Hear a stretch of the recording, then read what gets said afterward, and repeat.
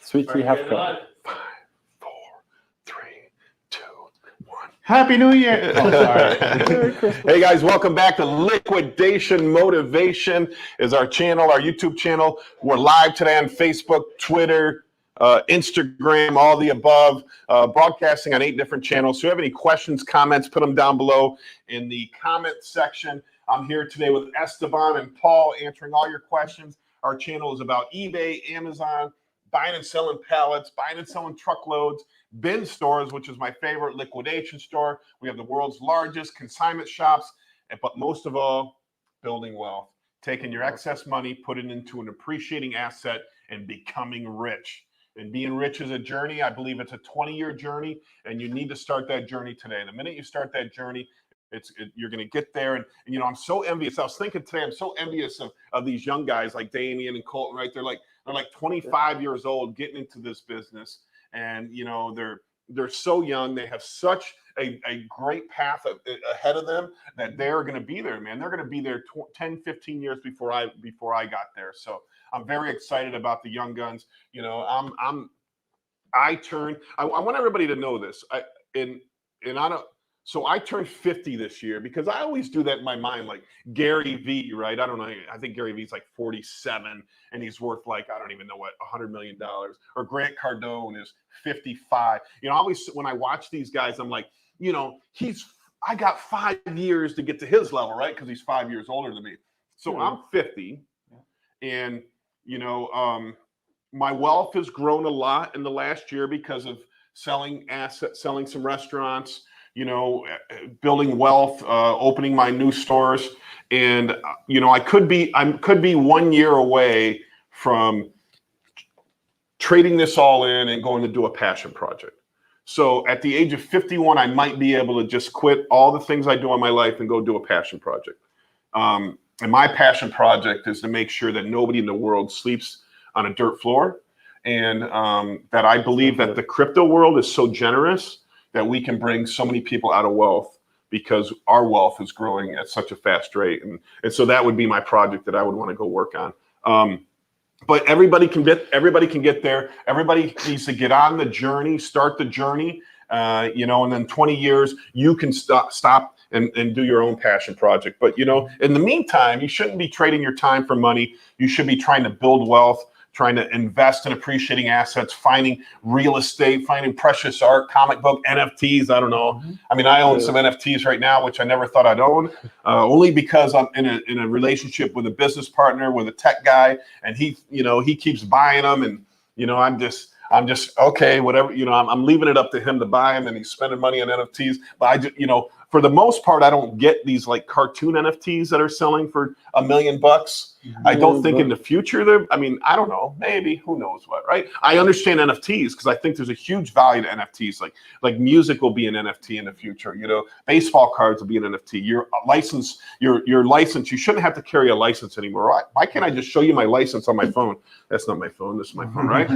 Cop pulls you over, I need your license right here. Need your registration right here. You know, everything will be an NFT in the future, stored on your wallet. And I just actually got one. Somebody sent me one the other day, but it's like a secured wallet on your phone that you hold all your documents in. So anytime you need your passport, boom, you know, everything's a secure document file. And I really like that. And those are all NFTs. So, all right, I don't want to get off the topic here, but yeah, if you have any questions or comments, put them down in the comment section below. You're going to start off today, Esteban? Yeah, I wanted to announce to everyone that liquidationmotivation.net is now available for everyone to go on and take a look at. I know that everyone has asked for the standard operating procedures for each the liquidation store, bin stores, and online sales. And it's not quite ready just yet, but in a few days it will be. But please feel free to visit liquidationmotivation.net. And I wanted to start with one of the pages that I created on there, and it had to do with sourcing. And I wanted to share with the audience, and I wanted to ask you guys a question, and then we can each, along with the audience, share our experiences when it comes to each type of sourcing places or places to source. And let's start with home. do you guys have any stories about finding something at home and saying, you know what, I don't need this anymore. Let me sell it on Amazon or wherever, you know? Do you have any stories? Yeah, I think that's the number one recommendation that most influencers say to get involved in the business of eBay and Amazon is to just start off with what you have in your house. I think some people are saying everybody has $10,000 worth of excess stuff in their house. They just don't need, they just don't use, like I know, like my brother, he's in the trade business. So he'll buy a tool, use it for one job, and then put it on a shelf. So I mean, he literally has, and I'm not joking, thousands of tools. Wow. That that he might have used for one job. Maybe this is a corner biscuit cutter. I don't even know. I'm not a tool guy. A biscuit cutter, nice. I'm not a fix-it guy. But guys like that, have stuff all over the place.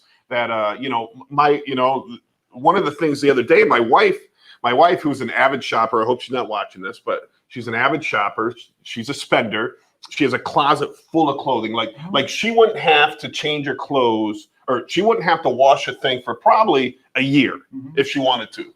But you get in the habits of wearing the same stuff over and over again, right? She wouldn't have to. Yeah, exactly. I gotta go shopping. 300,000. So she went through her closet and took out like 5 bags of clothes of stuff she doesn't wear anymore. And all I can think of is how much value. Well, first of all, how much she paid for them, but how much value is in those clothing. I mean, we all know that. The $60 shirt at Macy's might be $30 at TJ Maxx, but it's still $20 on eBay, right? If it's in good condition. That's correct. And sitting there with thousands of dollars. She went to Plato's Closet to sell them. Yes. Out of 5 bags, they took like 4 items. That's weird. I know. It's like, and it's and my wife doesn't. Yeah. My wife only shops name brand, which I'm trying to break her on. I buy name brand, but I buy it at the Salvation Army, right? But she had the right set of mind, right? She went to Plato's Closet to get rid of it to make some extra money. Right. And that's a good start. I know that I used to do that as well, and I used to like things that didn't sell in my store. I'll bring in Plato's Closet, see if they would want it. But for the most part, they are seasonal, so they will only pick up things that are on that season. So be mindful of that if you do decide to go to Plato's Closet. Once Upon a Child, and Play It Again Sports. Yeah. So these are places that you can sell your items at, but be mindful that there's seasons for everything. Yeah. I think the problem was my wife's a businesswoman. She has a full. My wife is my rock, right? My wife has worked, had insurance, and a job forever. For as long as I met her, as long as I known her. So because she had all that stuff, I could go out and be the entrepreneur that I am. And for the longest time, my wife made a lot more money than I did, and I was kind of riding her coattails, and the roles have switched now, but, I couldn't get to that level without her being who she is, So she's a businesswoman. Most of the clothes are business. Plato's Closet is more for trendy teenager kind of clothes. So it really didn't fit that. But, I was hoping I know where I'm from up north, there was a business store kind of like Plato's Closet for business class women. I forget what they call it. If anybody remembers what they call it, put it down in the comments below. But I any business in the resale business, I just love it. So Plato's Closet, I forget the name of the head of Winmark owns Plato's Closet. So Winmark Corporation, I think, is out of like Chicago. So they own Plato's Closet. Once Upon a Child, Music Go Round, Play It Again Sports, and there might be one more. I can't remember the other one. But they grew. They were really popular in the 90s. They grew to thousands and thousands and thousands of store. And their only concept is to buy and sell new and used items. So it's a great concept, and that's exactly what gave me my inspiration to open the world's largest liquidation store. So. Let me share my story of where I got my start. It had to do with I started a business offering airbrush tattoos at a flea market. That didn't go so well, so I sold my airbrush tattoos and I ended up selling on eBay with that first initial investment. And I got like $150 and I turned it into whatever I have now. This reoccurring income. Paul, do you sell on eBay? I did, yes. I did until I think eBay needed a larger quantity. Just when I was selling individual items like a DVD, Like before, I used to sell DVDs all the time. They used to be worth a lot of value until Hulu, Netflix, Vudu, digital copies, DVDs became more obsolete and can't get the value. I think my problem is I hold on to items way too long. Like I was manager at a movie gallery at one point, and people would come in and buy porn, like $10 a pop. And then when they went out of business, I bought all the porn. It was like 30 cents, brand new. I'm gonna make a freaking killing. Held on it too long. Now everything's online. Can't make nothing. That is my problem. I hold on too long, thinking that later on it's gonna be value, but I hold on to the wrong stuff. Paul was holding on to the porn too long. I wonder why. But no, I get it. All brand new, and that goes to the whole digitization of the world, right? If you don't think the world is being digitized, what was the TV program we watched the other day? Stan, you remember what it was called? There's a new TV show. It's like a sing-along show. It's like Esteban's a great singer. If anybody doesn't know that, we have a video where he sings La Bamba. Yeah. And so it's a show where the person is an avatar. It's a singing show with avatars. Really? I mean, like, so now, what is the singing show out right now? Like American Idol. American Idol. It's going digital, man. So the real person is in a suit. So now, but you could, this is my whole thing about the metaverse and the thing of the future is that you're going to be able to look, sound, and be anything you want in the future, right? So you can be out of shape, so Charisma. Alter Ego is a TV show. Charisma is going to be the most valuable asset in the future, right? Because vanity is going to go away, right? Because you're not going to be me. It doesn't matter if I'm overweight, if I'm 82, if I got a boil on my nose. My avatar is going to be what everybody sees, and my charisma is which is going to spark my popularity. Did you watch the Gamer movie yet? I didn't watch Gamer. It's very similar to that. It's similar. Then I definitely have to watch it. I have to watch it. It's a great movie. Yeah. You're an avatar, like it's an hologram, it's an actual hologram. Wow. All right, so we got some questions here. Cody said, "How did the load yesterday look, Tom?" Ashley. Okay, so I did. I'm assuming, you went to. That's right. You put Cody which load. So I did. Let me bring everybody up to date on that. I did go somewhere yesterday to visit a seller of truckloads. This person doesn't want me to mention who they are on my Facebook group or in the live chats because they and it's a real. I understand it because they don't want to deal with an influx of people, right?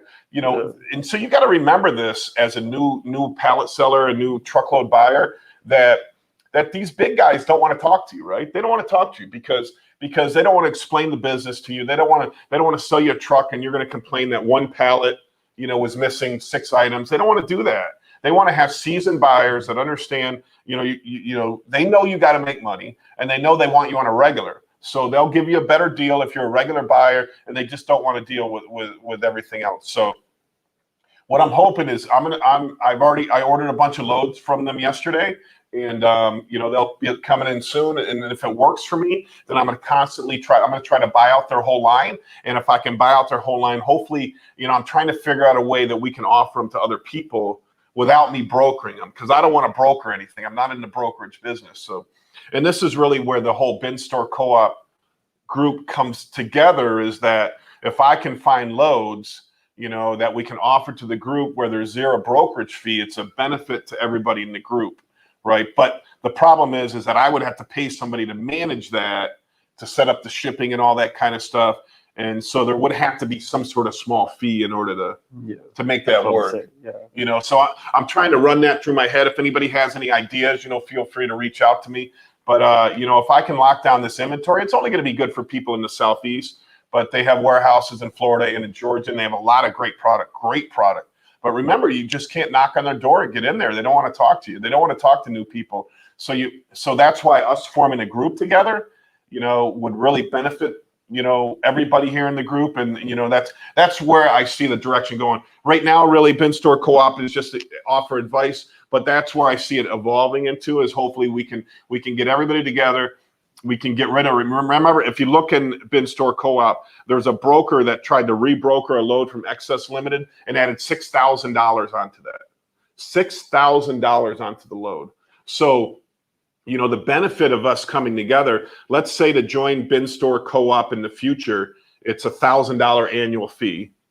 But with that $1,000 annual fee, there's zero commission, zero brokerages, right? So if you order 10 loads, that means you're costing you $100 a load, and there's not going to be any additional upcharge on that. So that's where I see it going. That's where I'm kind of working to. But I'd have to hire additional staff in order to manage that. But you know, we'll see if that works out. So they have smalls, mediums, and larges. I'm very excited. I ordered all of them. You know, they have some other stuff. I saw shoe loads. I saw clothing loads. I was very excited. I've done a lot of business with this person in the past, but they slowed down during Corona, like everybody did. But now they're back up running 100%, and they're looking for a seasoned buyers. So I'm very excited. Tom, have you tried Vendoo to post for sale items on multiple platforms at once? That's you, Esteban. Well, when it comes to, I haven't tried Vendoo. Never even heard of it, Vendoo.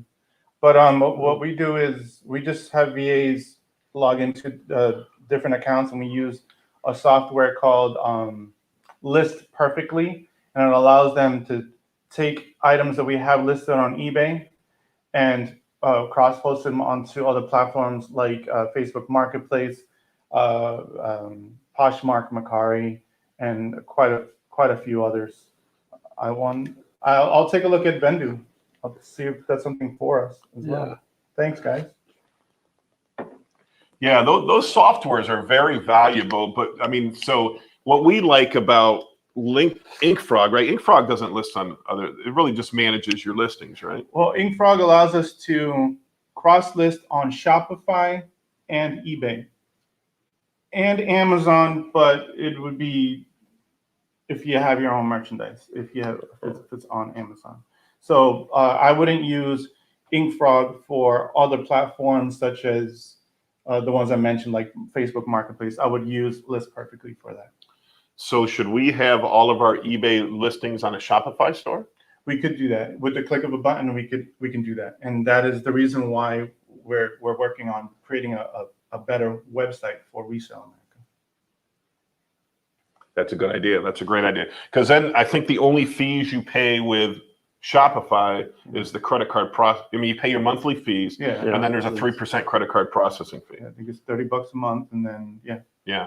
So everybody knows with eBay, you lose approximately 13%, right, after the fees, their commissions. So it's certainly if we could have, and that probably should be a priority for us, is getting that shop. I know you're a busy man. I know there's a lot on your plate because we're trying to do a lot more things here at Resale America, including building our media company, because our media company promotes all of everything that we're doing. But if we have that way, if we can sell something on eBay, then redirect them to our Shopify channel so that we can save the 10%, that can go a long way. And any way that you can make additional sales is valuable to a company. So certainly we should look at that. Ethereum, Justin, my man, talking about crypto. Ethereum has been down a little bit. How worried are you getting? I'm not worried at all, Justin. Okay, I believe my premise is that Bitcoin will be the money of the real world, and Ethereum will be the money of the metaverse. If you look at the progress that Bitcoin's making, El Salvador just made it one of its national currencies. Ukraine just made it legal in Ukraine. There's about 7 other countries right now talking about making Bitcoin a currency. And there's the IMF is fighting it. America is talking about regulating it. China has banned it. Why are all these big organizations trying to disrupt crypto? Because they know it's gonna change the whole monetary system of the world. It's without a doubt changing the monetary system. It's growing on average 200% a year. It's not going to slow down. 200 million people are involved in crypto right now. It's just at its beginning. So it has the potential to go up 300x from here. Would be all of money. 300x. Let's say it only goes up 100x. That puts Ethereum at $350,000. I do believe it's going to happen. I don't know if it's going to be in my lifetime, but I do. But the rate of growth in technology for sure is exponential. So it could happen in 2 years. I don't remember the last time I sent out a check or paid a bill. Everything's online. Mortgage, everything, phone. car. the whole world is going digital. So as far as Everything. Ethereum goes, Right. so I started buying Ethereum in August of 2018, I think in December, and you guys can look this up. December 2018, it was at like $78. I put $1,000 in, and I bought it at $78. So that $1,000 now is worth what, $40,000 or $50,000. So it's been a life-changing investment for me, and I think we're still at the beginning. We're still at the beginning. Ethereum, if you look at NFTs, if you look at decentralized finance, if you look at most of the metaverses, if you look at all this stuff, it's all ran on Ethereum. So Ethereum is already bigger than Bitcoin in a lot of ways. Everybody talks about the market cap, but Ethereum does more transactions. Yeah. It does more transaction value. It has more users. A lot You of know? things going on in that. So much stuff going on with it. And I do believe that Ethereum is going to be bigger than Bitcoin. And so I haven't done it yet, but I'm contemplating selling all my Bitcoin and putting everything into Ethereum. But I haven't done it yet. You feeling So, okay? I'm feeling okay. I know our viewers go down whenever we talk about crypto, but listen, please, if you guys respect me at all, you need to get involved in this space. You need to start thinking about this space, thinking about that everything's digital, everything's going digital in the world, and money is the last thing. And why is it the last thing? Because all the rich people, all the hedge funds, everybody on Wall Street, all these big wigs, they profit. They profit from the way money is made. So money is printed, right? And people with appreciating assets, values go up. The bottom 50% of the country goes down. Wages have gone up 0 in 20 years. If you look at the real rate of return of wages, it's gone up 0 in 20 years. But yet the wealth of the top 10% has gone up 1,000% in 20 years. So who is getting screwed in this? The bottom 50%. If you're part of that 50%, you're in a losing battle. And the only way to get out of that losing battle is to be in appreciating assets. And my favorite is crypto. Okay. Alexandru, welcome back. Good morning. What is the perfect size for a bin store? What is the right price per square foot for a bin store? So my 2 bin stores are $3 a square foot. One's $3, one's $3.50 a square foot. Good morning, ladies. Hi. Good morning. And do you need to talk to us? We're live right now. I do when you talk. You want to do it over there? So $3 or $3.50 a square foot. I'm contemplating opening up another chain of bin stores up in New York with my brother. And, so I started looking today at real estate up there. I see I can find some stuff for about $5 a square foot. Remember, there's a difference between gross and triple net leases, okay? A gross lease means you're paying $5 a square foot for the whole place. A triple net means you're paying $5 a square foot plus your percentage of the insurance, plus your percentage of the property taxes, plus your percentage of the CAM, which is common area maintenance. That's cleaning up the parking lot. Up north, it's going to be snow removal. You got to pay your percentage of that. So you got to know if you're getting a gross or a net lease, because even if you're paying $5 on a net lease, it's probably about $8 a square foot when you add in all the extra expenses. But that's my sweet spot. I'm looking around in Florida. I found 2 or 3 places that I'm going to call and, see if I can, get more places down here. I'm looking up in New York right now, trying to get some places up there, but I love the bin store concept. And as far as square footage, in my mind, it's 5,000. Well, it's 5,000 if you have storage. If you don't have storage, you might want to get 7,000 or 8,000 so you have some extra storage. Or if you have 5,000, maybe you can park a tractor trailer in the back, and then you can load them on a tractor trailer. I know you can rent tractor trailer, just the beds, for like $100 a month, and you can load them up. I'm coming right now. I'm coming. You load them up, and then that can be your storage. But you got to have storage. Because you want to be ahead of your inventory, so you want to be 1 or 2 trucks ahead of your inventory. I'm going to step out for a second. I'll be right back. You guys got this. I'll be right back. We're going to take over. Paul and I are going to take over. All right. I got a question for you. Yes. It has to do with sourcing, okay? Because I want to talk about that today. Have you ever dumpster dived? Most definite. Yes? I have, yes. Especially with developments and so forth, like to drive around, people throw away furniture, and take the furniture, reflip it, put it on Facebook Marketplace. You've done that? Most definite. Awesome. Yeah, I see no wrong with getting your hands dirty. That's how you have to get your hands dirty to appreciate what you have. Or you can wear gloves. Or you can wear gloves. Yeah. I'm just saying that. I'm gonna share a story with you. So where I live, we have a giant dumpster where we take out the trash, and inside it, I found this yellow box that had a bunch of electronic components, and I was like, this looks like it's valuable. So I sell that on eBay for $100. That was a And- cool find. I really, and it's every once in a while I'll find furniture and yeah, I'll what do you call it? Disinfect it and clean it out, and then I'll use it. I don't care. I never made a huge profit with selling on eBay. I'm not despising it. I'm just saying, like, my shipping costs were always astronomical when it was a bigger item. True. So I sold like a sewing machine. It was like a brother's sewing machine. I think we sold it for $600.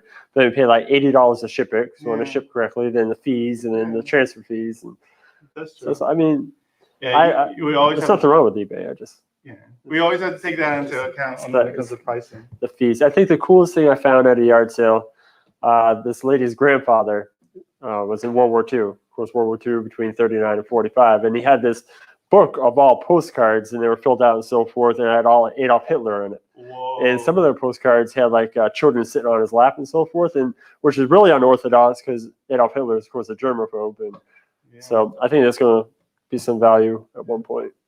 I think it's I one know of the that neatest. eBay refuses to sell like Nazi anything, so that's going to be one of those Yeah. things you're going to have to sell like Yeah. off the platform. Yeah, that's one of my. I tell them I hold stuff too long before I release Yeah. to sell it to make some money. But Have you ever dumpster dived? Yeah. So my favorite story is when I was a kid, and people give me a little bit of a hard time about this, but so me and my little brother, it was probably more my little brother, but I was kind of following him. So we grew up in a military family, right? So we're in Germany, and so it was the dumpsters. When you live in a military family, they're transient, right? They're always Yeah. moving out, especially the soldiers. Like they have the barracks where the single soldiers live. We used to go in their dumpsters all the time because they would like get PCS back to the States and they'd throw all their stuff away. Yeah. We'd find like comic books and we'd find so much stuff in the garbage for the soldiers. But so one time we jumped in the dumpster and we found Girl Scout calendars, right, that were about to expire. Like, so it was like, let's say it was November and it's for that year. Wow. So we found like 300 of them. So me and my little brother went door to door selling these calendars for $1 a piece. Nice. And we were like 8 and 9 years old, and we sold all 300 of them for $1 a That's piece, man, out of the great. dumpster, it's right? awesome. I don't know if they thought we were with the Girl Scouts or what, but I don't know if that was shicey, but at the time it seemed like the good thing to do. We made a killing. Yeah. But yeah, I mean, there's YouTube channels out there that people that dumpster dive. I don't have any problem with that. No. I hear Yeah. stories like of Scavenger Life. I know that they're not doing any podcasts anymore, but Scavenger Life, what they would do is they would go up to New York on vacation, and then they would walk around during trash day because they were near, I think, Syracuse University or one of the Yep. NYC, one of those universities, and they would just send the stuff back home in a UPS box or something. Yeah. That's pretty cool. I think the perfect day for dumpster diving, not to choose dates and do it daily. I'm just saying, like, right after Christmas, Oh, everybody yeah. buy their brand new stuff. Like, we don't want this, and throw away TVs and The old electronics. Yeah. So Yeah, my favorite thing is vacuum cleaners, right? People think like yes, somebody will get a vacuum cleaner and they'll get clogged and they'll throw it away like it's a perishable item. I'm yes, like, we picked up several. like I don't know how many you see that you just clean up, or maybe the belt breaks, right? And the belt is like $3, right? So I love pulling vacuum cleaners out of the trash, especially now that you got Dysons. Yeah. People throw away a Sharks Dyson because and- it's plugged. I'm like, how much money does this guy got, right? I mean, it's crazy. It's crazy. So do I want to go in something filled with food and stuff like No. that? Nasty? No, but I could give two craps if I have to jump into a dumpster and pull something of value out. I think it's a good lesson to even my kids, right? That, to show them the value of stuff so they understand. I've always been on this side of the fence, right? Where if I need clothes, I'll go to the Salvation Army. If I need a baseball glove, I'll go first to the Salvation Army and Goodwill just in case. If I need furniture, I'm definitely going to the biggest Salvation Army that has furniture because I always find nice furniture there. I've always been on that side, but there's people that are on the other side that just don't want the bother, or maybe they just got too much money, or maybe they're spend all their money and they're broke, but they go to the Raymore and Flanagan, they go to the big furniture stores. I and go spend- straight to Resell America. but I just never been on that side, so I never understood the people that shop retail because I've been always a bargain shopper. Some Now, kind of icky. That's all. the downside is, yeah. Some people like my wife, Like if we go, I go to every thrift store and none of them bother me. But if there's a dirty thrift store, she won't want to go in. She'll go to a clean thrift store, but she won't go to a dirty thrift store. I love dirty thrift stores. Yeah, I think that because I want people not to go in there, right? Because then I'm going to get a chance at more bargains. What was I had a point? Right. So no, so I've always been on that side of the aisle looking for bargains. I don't know. I lost my train of thought, but it's good. It's good. So, what was your original question? Dumpster diving. Yeah, dumpster diving. Well, yeah, we do have to be mindful of the laws in your area, though, in regards to dumpster diving, because some areas there's laws against it. What about donations? Like, if you were brand new to reselling, I would go on and just ask friends and family and just ask them, hey, do you have anything that you want to donate? And instead of bringing it to the Salvation Army, I'm up front and I'll say, look, what I'm going to do is I'm going to sell it on eBay, but is there a charity of your choice that you would like us to put a portion of the proceeds towards? And within eBay, there's a function where you can select a specific charity. I know that when it came to donations, I had a neighbor who gave us tons of clothes and tons of shoes because she was just moving to the other side of the neighborhood. So asking people, letting people know that you are a seller or reseller, that would be a good idea as well. Yeah.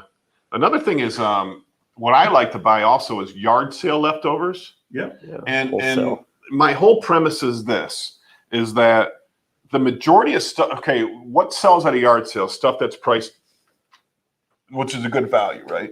So all the good stuff is actually gone, but what is still in there is stuff that they overpriced, right? So let's say I'm selling this Bitcoin bull at a yard sale and it's $1, right? It's going to sell immediately. But let's say I love my Bitcoin bull, so I put it at $30, right? Nobody's going to buy it at the yard sale for $30 because it's not a value to anybody else. It's just value. And then it will come in on those yard sale pickups. So I went to a yard sale one time and saw like, this guy had like 50 antique fishing reels, just the reels, like pen reels, old reels, right? 50 of them. And I looked at them and I'm looking them up and I'm like, I mean, it's a pretty good deal, but not good enough for me to buy. They were like 20 and 30 bucks a piece. Mm-hmm. Not good enough for me to buy to make money on, right? So then the luck is he called me up. I didn't know it was him. And he said he had a yard sale stuff. I said, listen, I don't pay much for yard sale stuff. I get, it's probably be like $100. He goes, I'll take $100 for everything. So he brought a whole truckload over, and in there were those 50 reels. So came back around. Yeah. So so now I own them for $1 a piece, and now I can make money off them. So, I don't mind yard sale stuff because they do the stuff that they have overpriced because everybody has a passion for something. I might price comic books too high. You might price. What do you like collecting? I like DVDs, movies. I like DVDs movies. Too high. You might charge $3 a piece, 4 for 10 at your yard sale. Where everybody else knows you can get them for 50 cents anywhere in the yard sale. Yeah. Right. So they don't sell, but then we get them in that load. So look out for yard sales. Consignment. Have you ever sold anything under consignment before? Yeah, I have. I've sold a lot of stuff under consignment. Probably the most expensive thing was I sold a tube guitar amp on consignment. So if anybody knows, like a guitar amp, if you turn it around, there's either electronics or tubes. Mm-hmm. So tubes are what the collectible ones are. They're typically older. They're typically a lot more valuable. So even like power stereo equipment, there's names in stereo equipment that none of us even know. I mean, there's a few names that I know, but there's so many out there that are high end. Like one time I went to an auction and I bought some stereo equipment, but I only bought it because it was big, right? So it was a nightclub that went out of business. The nightclub had been around 20 or 30 years. And it was upstate New York in the wintertime. They had a little torch heater, no heat in the building. It was freezing. So I got my winter jacket on. They went to sell the booth and I won the bid for $200 for the amps, right? But there's like 20 amps. And I get to choose which ones I want for $20. So I went in there and I just picked the biggest ones, the biggest ones. And I pulled them out, and man, these suckers were heavy, right? I took them back to my store, and I'm looking at one of them in the back. There's got tubes in it. I'm like, oh, I knew the tube rule, so it's got to be valuable. And the name brand was Macintosh. Now, the only Macintosh I know is Macintosh computers and Yeah, Macintosh Apple, yeah. apples, right? Yeah. So I look it up on eBay, and I'm like, oh my God, it's like $4,000 on eBay for this amp. So I test it, it works good. I list it on eBay, boom, I sell it for $4,000 in a week. So I package the hell out of it. This is a very strange story. So I package the hell out of it, and I ship it, and I insure it. So because it was so heavy, it must be the UPS guy dropped it, because it got returned and the whole front was like, so the metal plate on the front was curved on the bottom, right? Because he must have dropped it on that corner because it was so heavy. So I put an insurance claim in, and they paid me the $4,000. Nice. UPS did. On top of having a bag. I still have the amp. I relisted the amp and sold it for $2,800. That went was busted like that. And so I mean, you know, it was. That's a cool story. Yeah, I couldn't imagine, you know. So I ended up getting $6,800 off a $200 investment. Yeah. You know, and I didn't even know what it was, but I'll never forget that name Macintosh. You ever see Macintosh in any stereo equipment? It's thousands of dollars, and you really should learn all the other names. And I don't even know all the other names. I mean, I know old school Techniques. Is it Technics? I don't know. Yeah. And you know, you got, Tomato. yeah. So look for tubes. Look for tubes at anything. Tubes are very valuable. People collect just the tubes. I So, left the comment. uh-oh. Judy D says, I got my EIN and applied for my seller permit and my Amazon seller account ready. What do you think I should do now? Sole proprietorship business. You should buy inventory. Yeah, I would. Okay, Yeah, so if you're doing Amazon, I'm assuming you're doing eBay. So Amazon, the first thing I would do would be retail arbitrage. I'm gonna be a little concerned about what you're gated in. So you know, also have an eBay store. I would go to, you know, do a thrift store run, like map out where your thrift stores is, so you can have the best route. I don't know what area you're in, but if you can map that out and then hit them, I would hit them probably.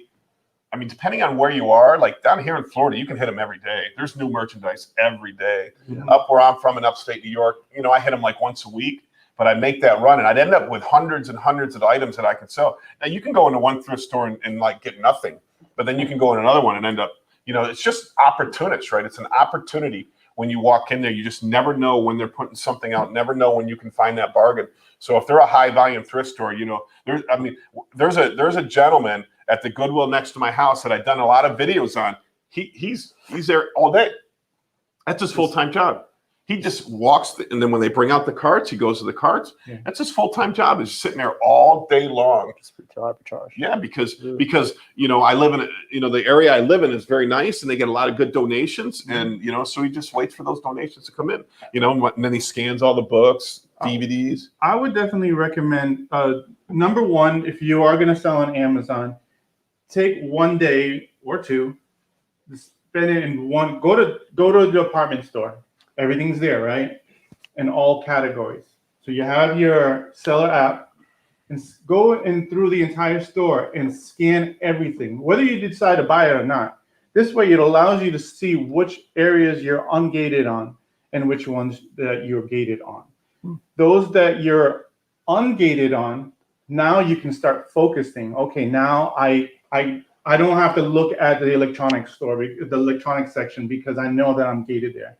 But maybe the kids department, maybe toys, you're ungated, and you can go ahead and just focus on toys. And then now you start mapping out your route and just hitting those departments within those stores. Yeah, so look at this here. I like what Paul said in regards to the insurance policy. You do need insurance to sell on Amazon. Yes, that is very true. They started last week. Yeah. What kind of, like a liability insurance? Yes. I would think it would have to be Yes. liability insurance. Yes. Wow, that's new. That's going to rock the whole system, isn't it? They announced it about almost a year ago, something like that. They were going to do that and let everybody know, hey, get prepared, because this is what we are going to do. Because Amazon kept on getting lawsuits after lawsuits. They wanted us to have coverage. Yeah, so Judy, so getting ungated in Amazon is a very slow process. It takes a while. The longer you have an account, the more apt they are to ungate you in products. They're going to ask you to get receipts and invoices and stuff like that. So as you're getting ungated in Amazon, I would start your eBay business. And you know, you say here wholesale. I mean, and okay, let me give you my premise on wholesale. Do not go into wholesale. Esteban owns the world's largest liquidation store. Paul owns a chain of 50 stores. These guys are going to be able to go somewhere and negotiate contracts. Paul definitely, Esteban maybe. You as an Amazon home seller, no. They don't get, you know, what are you going to order? A case, 2 cases, 10 cases a week? No. Paul's ordering hundreds of truckloads from them, all right? Paul's going to get the contract. You're never going to be able to buy like the big guys. You're never going to be able to buy like the big guys. Yeah. Except my premise is if you know somebody that makes, manufactures, or distributes a product that you can get a competitive advantage on. I mentioned it before. My buddy is the lab tech. My partner here at Resale America is a lab tech, not lab tech. He's the head of the lab at a major manufacturing plant. So I went in there, he went in there to get me the contract, and I got the same discount that Walmart got. So now I have a competitive advantage. I private labeled the product and put it on Amazon. So now you have a competitive advantage. Say your neighbor works at a chip factory. They make potato chips. Now you got a competitive advantage. Up in New York, I had a buddy of mine who owned a tape manufacturing company. Competitive advantage. My wife works for a car dealership. Competitive advantage somewhere in there, right? I've never really researched that, but my brother was a flooring guy. Right? And he negotiated with his distributor to buy thermostats, right? So up in New York, oh, this is a wall, but you guys can't see the wall. So up in New York, they have in-floor heating. So there was this one kind of thermostat that regulated the in-floor heating. So he put that on Amazon, and he was doing, get this, he was doing $300,000 to $400,000 a month in sales on Amazon with this thermostat. But it was a race to the bottom with some other seller. So what he was smart. He went to his distributor and said, I will buy $300,000 worth of this thermostat a month if you sell it to me at X price, which let's say it's $100. And so they agreed. They fronted him the money. He put it on Amazon. They gave him 30 days to pay off because he had terms on everything, right? And because he does flooring. And so he had 30 days to pay off that $300,000. He put them right on Amazon. He sold them, boom. And, then they kind of caught on to what he was doing. And then I think they decided to do it themselves. But he did great for about a year. He did have some supply chain issues. He did have issues with returns. You know, you get a lot of problems with that. So if you have a competitive advantage in wholesale, then by all means. But don't think that you're going to just walk into Louis Vuitton and they're going to say, oh yeah, we'll open a wholesale account for you. And it doesn't matter because you know how those accounts do it is like if you're willing to spend 10 grand a month with this account, they'll give you a 5% discount on wholesale.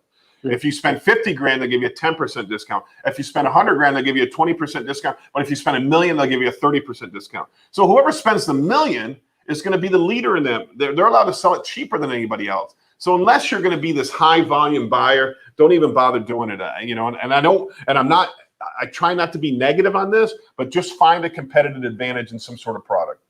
That would be my best advice. Judy says, oh gosh, thank you for the advice about wholesale. I thought wholesale would help me with the invoice Amazon is asking for. Well, it will if you're going to be ungated, if you're looking to get ungated in an item. Let's say you want to sell Bitcoin bulls and you find the distributor, you get an invoice, you can get ungated in Bitcoin bulls. That's fine. But that's so specific to a product. You really want to get ungated in categories. And I'm not sure exactly how hard it is now to get ungated in categories. My account, which is suspended right now, I'm thinking about hiring a lawyer again to get it back up to par, get it back up to snuff. But I already hired one lawyer. It didn't work. And I got suspended for reselling Amazon stuff that I bought from Amazon back on Amazon. And, it's a long story. But anyways, I was ungated in everything but DVDs. So I had a great account. And that's why I'm fighting to get that account back versus having to start over again. Because then you have to jump through all the hurdles. I was ungated in everything, which was incredible. Amber Tinsley says, my crazy flip story is buying multiple boxes of new sealed DNA tests from one of your stores for $5 and selling them for $45 each, but then Wow. having to refund everyone's money because the tests were used. Amber, Oh, no. she bought it from one of my stores. Uh-oh, Amber. The DNA tests were used.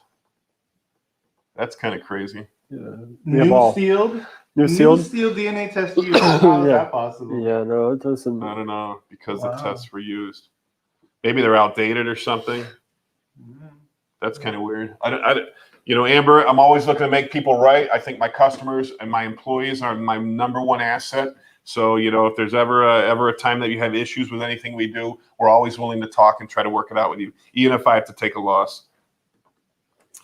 Paul says, it took me 3 months to get ungated on Marvel and Star Wars toys. And after that, Amazon and Walmart sell them for $1 more than I pay wholesale. Yeah, that's their game. Think about it. Yeah, that's right, Paul, man. So they have that buying power. They negotiate the prices. They beat the hell out of the sellers in order to get them in those stores, in order so they can be the low price leader. And that's exactly what happens, man. That's why it's such a tough gig. That's why, you know, that fits right into my narrative that do not buy wholesale. If you're going to get into the business, find a competitive advantage with somebody that you know, somebody that makes, manufactures, or distributes a product that you can buy at cost, that you can buy under cost, that you can buy at the biggest discount possible. So 100%, Paul, I agree with you. Amber, I still feel bad about you. I don't know. I get it. I need to drive down to buy from Tom. Resale America, Lakeland. Yeah, don't ask Amber if you should buy from me. But no, I mean, you know, we sell pallets down here, Paul, and you know, we don't go through the pallets, or if we do process a pallet, we tell you. We do currently. We're going to have largest, mediums, and smalls. So all the different categories for Amazon. We do buy CVS.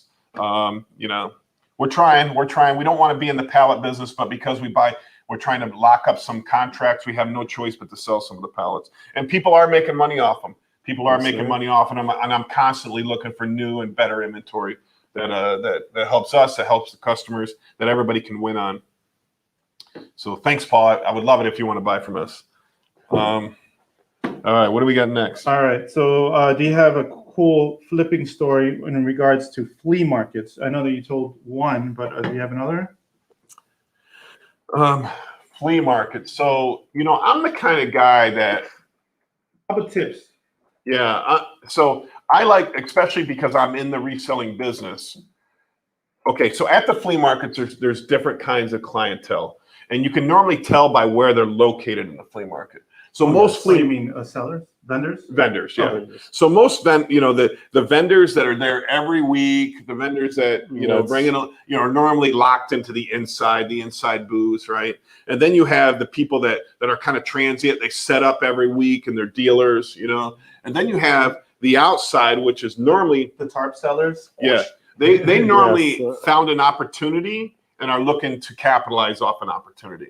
So when you're dealing with those kind of sellers, you know that you can go in there with better negotiation tricks and you can solve their problem. Like, you got to think, all right, say they rented it Saturday and Sunday. Saturday's over, Sunday's starting. Now they're thinking, well, what am I going to do with the rest? Am I going to have to come back next weekend? Am I, you come in there and solve a problem. Or even on the first, I've seen sellers come in on the first day, the morning, I'm looking at their stuff and it's great. I'm like, I want to buy everything. What would you take for everything? And they're like, you mean I don't have to sit here all day? I didn't want to fricking be out here in the heat anyway. So give me $2,000, you can have it all, and you do your math in your head and you add it up. And if it works, it works, Mm-hmm. So those are the kind of things that I like to do. I like to be the problem solver for sellers, but it's because I have a vast array of ways to get rid of stuff. We have eBay, we did have Amazon, we got the stores, we got the bid stores.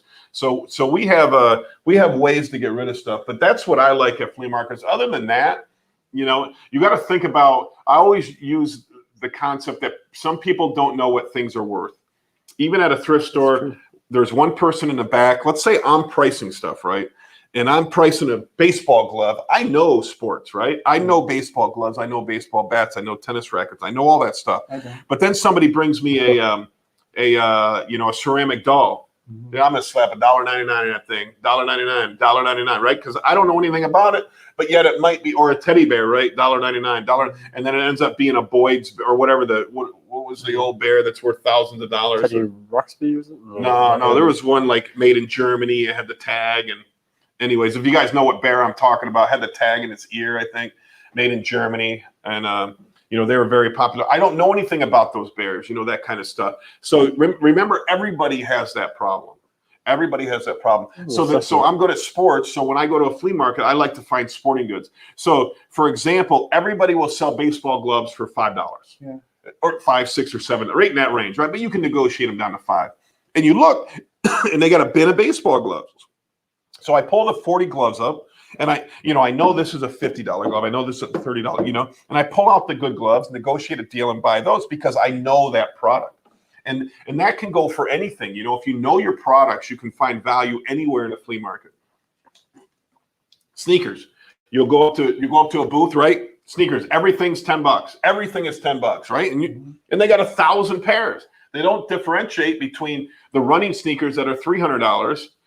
Probably 150 online, or the Jordans, they don't care, or the ones you'd buy at Walmart. They don't know the values of them. So you got to capitalize off people not knowing values of stuff so that you can buy stuff properly and make money on them. So that's what I love about old boom boxes. You find old boom box, you got old guys that've been doing flea markets forever. They just put the stuff out. They just, maybe they bought a bin somewhere. They just, there's like in Tampa, they sell bins of stuff at the Salvation Army auction.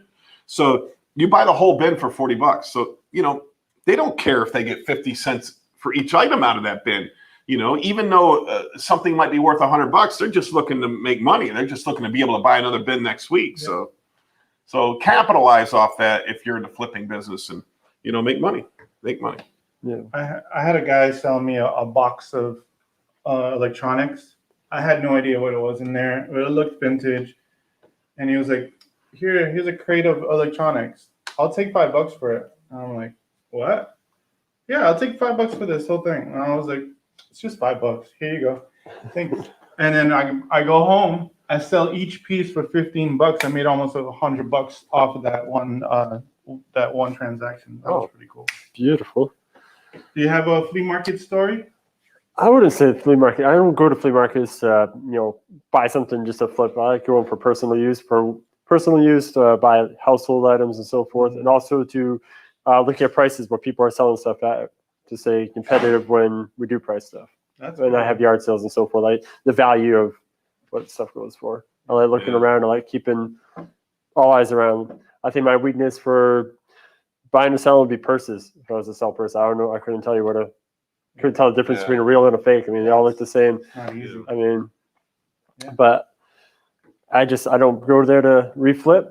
I think the biggest flip, if I wasn't saying anything, they had the book called The Shack. It's a Christian-based book before they made the movie. Mm-hmm. And I used to find them at flea markets for like quarter, 50 cents. So I'd buy them all, and I would sell those on eBay for like $10, $15 when it was a hot commodity.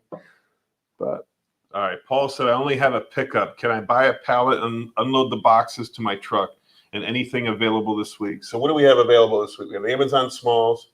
We have Home Depot. We have Home Depot Turbo Smalls, books, used clothing pallets. We have a lot of Amazon, their returns pallets, but they're finding a lot of valuable stuff in these return pallets. It's kind of like box damage, bagged up stuff. 4-foot pallet we sell for $350. But I have mediums coming in, so I think that's going to be one of our biggest sellers. Is one pallet of mediums. The price is going to be anywhere between $300 and $400. Once I finalize my costs, I'll figure out what I'm selling those for. But they'll be here soon. So Facebook user said, "Come to Illinois. Let's open a bin store." Eric? No, I was just going to implicate on the used clothing. Every day when I do the daily live videos for our store, Resale America, I talk about pallets, all the pallets we have available, and we talk about used clothing. I always say, advocate that don't get stuck on the word used, because people think like, oh, stained clothes, ripped clothes. It's just our store, we sell all brand new clothes. So when customers bring in used clothes, I mean, they're really nice, got a good name brand. So I just like to advocate that don't get stuck on that blanketed term used. So that's what we do. So since we don't sell used clothing, when people bring them in, we give them some store credit on it, and we put it in a pallet, and we sell the pallet for $200. which is So we do a have great deal. yeah. So if you're a reseller, you can go through it, or you know, we even have churches buy them and give away the clothing to their parishioners and things like that. So, wait, what did he say? Open one up in Illinois? Yeah, come to Illinois. Let's open a bin store. I am contemplating going up north. I've had conversations with my little brother about opening a chain of bin stores up there. I don't think there's any in the Syracuse. Actually, somebody talked to us about Syracuse. Anyways, up in the North Country, there is a store called Real Deals up there, which is a $1 discount store where they put liquidation material in these stores for $1, and they ended up opening 13 stores. They did really well. I know the guy was really wealthy, and I think I could do that same concept with bin stores up there. And real estate's much cheaper up there than it is down here because upstate New York is not so good. Not so good. Especially when you get out west, like Tennessee. Right. It's just Yes, Paul said Steiff Bears. Yeah, Steiff is that German name, the German name of bears. So anytime you find an older Steiff bear from I think probably the 30s, 20s and 30s and 40s, they're going to be worth some money. I once found a dry extractor machine in the trash and flipped it on eBay for $1,200. 100%. 100%. wow. People, you know, even parts and pieces are worth something. Oh yeah. You know, what did somebody sell me one time? My buying manager, I had a buying manager that somebody brought in like a part to a meat slicer, just a part. And they're like, oh, we don't want that. And then I said, wait, let's look this up. And we look it up. It's like $600 on eBay, you know? But the guy's like, just give me $10 for it. I'm like, here's $10. Here's $10. Cherry Holmes says Paddington Bear. Paddington Bear. Yeah, I don't think that one is as old, but I remember Paddington Bear. Alexander said, in my opinion, this is a good idea to make a membership so you would get loads for stores for cheaper prices. Yeah, that's kind of the direction that I'm heading. It's not certainly set up, but you know, I would like some feedback from the community members. I mean, so let's say that a member paid $1,000 to be part of the buying group on an annual basis, and that gave them access to all the loads we had, and there'd be zero brokerage fees, and you can get them, you know, at cost. You know, that would, and the $1,000 would pay, you know, the employees to run the program and be able to set up shipping and everything like that. But it would be direct, and you know, or somebody else can set this up. I don't care who sets this up. It doesn't have to be me. It'd be more work on my plate. It's something I certainly can do, but I don't really care if it is me. But I think that would be the best way, because then you could get advice, you know, for free information. We can negotiate with the contract holders even lower prices to bring to this group and have some real legitimate. I mean, Is having a VA possible for something like that? they certainly could help. Yeah, we could use a VA to help. But I mean, you're literally going to pay $1,000 commission on one broker's load. I mean, one load. Hopefully, you only pay $1,000. Remember that one load they were charging $6,000. So find out. You have to find out where the load is coming from to get your cheapest price. The problem is you're going to hit a roadblock somewhere where they're not going to want to deal with you, right? Because they only want to deal with bigger buyers. So that's the whole problem in this business and in this industry. David. Good morning. Good morning, David. He says, most recent flip, going to the Springs, saw a garage sale sign, pulled in, bought a battery charger that retails for $139 on AutoZone, bought it for $5, but in front of my new Victor Liquidator store, sold it for $75 within 24 hours. Crushing it. Crushing it. There you go, David. That's the way to do it, man. That's what this business is all about. You know, you're bringing value. The person that bought it from you for $75, you brought value to them, right? Mm-hmm. They have the option. They understand that they have money and they have a need, right? And they're willing to exchange money for their need. So in your case, they're willing to pay the $75. You know, some people give us a hard time. Some people, you know, if you watch not Pawn Stars, but American Pickers, yeah. You know, they got a hard time about the money they were making off people on their show. So if you go to the early shows, you know, they would buy something worth $300 for $100. Yeah. They would always triple their money, which is my philosophy. I want to triple my money. I need to triple my money to pay everybody to keep this game going. You know, but you could tell people complained to the show. People, you know, thought even my wife was like, I can't stand Mike, because he rips people out. Like, no, you know, we got a willing seller and a willing buyer, right? That's Rhonda. She's a cheap bitch. You know, it's a fair transaction.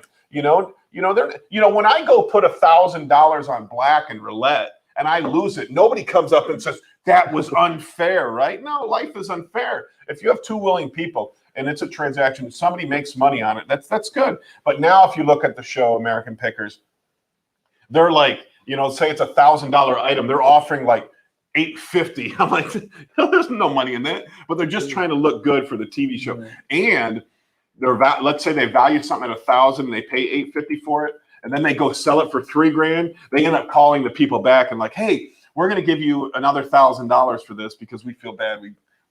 They're only doing it for the show. Wow. True pickers wouldn't do that. True pickers know what the game is all about. I get the nice stuff, and I get it. I'm not that douchey, but we need to make money in order to keep all this going. What do we got? Damien, my man. Nothing better than starting your morning with some liquidation motivation. There you go. Damien is rocking it out there. 25 years old. Man, when he gets to be my age, he's going to be a multi-millionaire. I know it. These guys are hustlers. He's so energetic too. He is, man. He's a good guy. So him and Colton are doing a lot of great work there. Damien, what's your guys' YouTube channel? They do a step-by-step video about how to open Nice Finds. It's a YouTube channel. Mm-hmm. Nice Finds. Go out there and check out Nice Finds. Like and subscribe to his channel. Nice Find? Yeah, Nice Find. Nice Find. I follow you guys. There you go, Damien. There you go, my man. All right, David, how about the chain in Colorado, Mountain Deal Days, with the hub in Victor, Colorado? 1 hour to Colorado Springs, 2 hours to Denver. Yeah. I'm finding that bin stores are working anywhere you go, small town, big town. People ask about what's the idea square footage. I mean, some people have 1,000 square feet. Some people have 30,000 square feet. I talked to a person yesterday that was doing $120,000 a month in sales in a bin store. A month. I'm like, whoa, that's killing it. They were doing $10,000, $20,000 days sometimes. So, I mean, I'm so excited about this. I'm so excited about thinking about what the right mix is, right? We're all new to this. Bin stores some bin stores have been around 7-8 years, but most have only been around a couple years. And, what the right product mix, what the right pricing strategy, what the right square footage. To drive customers in. What is right for all of it. And we're still trying to actually, get to. Wouldn't you just say it's trial and error for a new store, because they're just trying to find out what their demographic is and who's actually coming from afar or local. Yeah. So I'm looking to do one in my hometown right now. So I looked at square footage and I found a 12,000 square foot building. Listen to this: 12,000 square foot. They're renting for $1,800 a month. I'm like, that is stupid cheap, right? But there's real estate like that out there. So I don't see how that bin store isn't successful. Because remember, you're not looking for location. You're just looking for decent parking, and you're looking for space. And as long as you got HVAC, which is heating, ventilation, and air conditioning, you're going to be in good shape. Do you guys use any software to do your search? In regards to, yes, you're going to use your Amazon seller app on your phone, and you're going to scan everything that way. I'm sure that she's referring to selling on Amazon. And if you're also planning to sell on eBay, use the eBay and just click on solds, and you'll be able to see as well. When you click on using eBay, you can even scan barcodes as well. So I'd recommend the eBay app and the Amazon seller app. I'd also recommend a repricing app on Amazon. You mean like they have one, you're saying? Or? Yeah, I'd get some reprice. This is my thought. So in this business, you want to work on volume, not value, right? Volume, not value. Okay. So when you even you bought this Bitcoin bull at Walmart for $10 on eBay. Amazon it sells for $50. So you list it. You want to be the lowest seller. So you list it for $39.99, right? Then somebody goes to 38. And somebody else goes to 37, 36. You're still at $39.99, and you won't sell your Bitcoin bull. you know, if a repricing a software will put you Oh, at the for sure. lowest price at all times. Sorry, yes. Yeah, the problem is that sometimes you get a race to the bottom. Like even though you paid $10, somebody might have got it for $1. So they're willing to sell it for $10, which puts you at a loss. You know, so you know, just be careful. But I sell a lot more with that repricing software on there, and you move volume. So I thought you were referring to when you're going out sourcing, how a price finder. No. And another good one would be Sell Hound. That would be another cool app to use. Just put 2 on there. Say that again. Just put 2 that you signed up for. Oh, okay, cool. yeah, I sign up for Tactical Arbitrage and Keepa. Okay, I've never heard of those, but try using the apps. The apps that you're going to be using, or the platforms that you're going to use to sell, use those, because now you know how much are people expecting to buy on those specific platforms as well. Yeah, I've used Keepa a lot, but that's more. I used it more whenever I was, you know, researching my private label products. You know, because they'll tell you all the statistics on other products, who you're competing against, and you know what it would take to be into that market. I mean, I think you'll find your most value just right out of the seller app. I mean, Amazon is so advanced now. You scan something, you can see your profit, compare it to what your purchase price is, and you know, and then just run with it. Just run with it. You're gonna have the race to the bottom on some products, but not everything. And just work on the volume. You know, just have more coming in every week than you have going out, and you know, and build the business. Build thousands of items. Keep the repricing going, and you know. And you remember, you're gonna have fluctuations during the summertime. Everything dips. Fourth quarter, everything gets great. You know, so yeah. Okay. So look at that. It's been an hour and 6 minutes. Thanks everybody who's been watching. I got Paul and Esteban here today. You know, Liquidation Motivations, our YouTube channel. Please, if you haven't, only 54% of people subscribe to our YouTube channel, and that's how Stanley gets paid. So please, Stanley's upset back there. He needs to make more money. Please like and subscribe our channel. Hit the thumbs up button for us. We got Resale America in the Lakeland Square Mall, world's largest liquidation store. Then we got Deal Days in Port Richey at Jasmine Plaza. Go down there and see Jen. Deal Days in Winter Haven, 2820 Wrecker Highway. I'm losing my thought here. Sorry. Thanks, Paul. Thanks. So thanks for watching today. We appreciate everybody. Now go out there and make some money.